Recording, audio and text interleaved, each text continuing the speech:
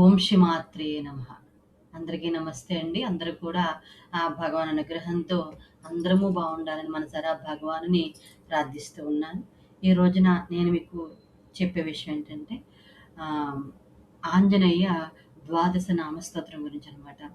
ఈ 12 నామాలు గనక మనము చదువుకుంటే ఇవి శక్తివంతమైన శ్లోకం అనమాట. ఇది కనుక చదువుకుంటే అన్ని కార్యాలు ఆహ్, మనకి ఫలితాలు మంచిగా ఉంటాయన్నమాట. తర్వాత ప్రయాణాల్లో చదివేటప్పుడు ఈ శ్లోకాలు కనుక చదువుకుంటే మృత్యు భయం ఉండదు. తర్వాత దుస్వప్నాలు, పీడకలలైతే ఉండవు. విజయం వరిస్తుంది అని చెప్తూ ఉన్నారు. అయితే ఈ శ్లోకాలు వేరి ప్రతి ఆహ్, పదానికి కూడా మనం అర్థమైతే విందాము. ముందు శ్లోకాలు విందాము.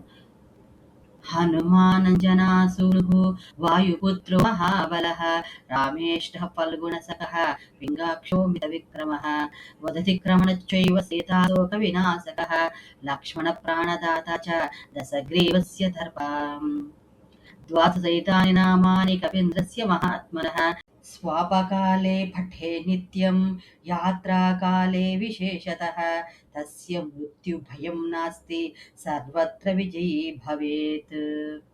ముందుగా ముందు శ్లోకానికి అయితే మనము అద్వైత విందాం. హనుమాన్ అంటే గొప్ప దవడలు కలవాడు, అంటే జ్ఞాన సంపన్నుడు అని అర్థం.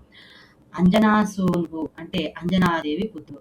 వాయుపుత్ర అంటే వాయుదేవుని కుమారుడు. మహాబల అంటే అపారమైన బలవంతుడు అని అర్థం. రామేష్ట శ్రీరామునికి అత్యంత ప్రియమైన వాడు అని. ఫల్గుణ సఖ, ఫల్గుణ అంటే మా అర్జుని మనం ఫల్గుణ అంటాం. మిత్రుడు, అర్జుని మిత్రుడు. మహాభారత యుద్ధంలో ధ్వజంపై ఉండి అర్జునుడిని రక్షినవాడు. పింగాక్ష అంటే బంగారపు కనులు గలవాడు అని అర్థం. అమిత విక్రమ అంటే కొలవలేనంత పరాక్రమ గలవాడు. ఉదతిక్రమణ అంటే సముద్రాన్ని లంఘించిన వాడు. సీతాశోక వినాశక సీతమ్మ దుఃఖాన్ని పోగొట్టిన వాడు. లక్ష్మణ ప్రాణదాత అంటే సంజీవుని తెచ్చి లక్ష్మణుని ప్రాణాలు కాపాడినవాడు.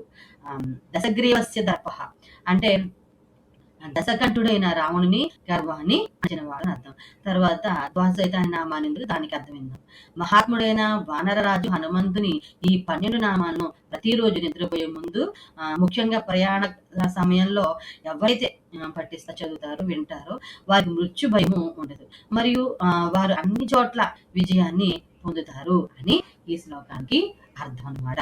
తర్వాత మనం ఇంకొక ఆధ్యాత్మిక విషయం గురించి అయితే విందాము. అంతవరకు స్వస్తి. ఆ భగవాన్ యొక్క అనుగ్రహణ మనందరైనా కోరుకుంటూ ఉన్నాను. సర్వేనా సుగురు సమస్త మంగళాని స్వస్తి. అర్హాదేవ శంభో శంకర. ఓం శ్రీమాత్రే నమః.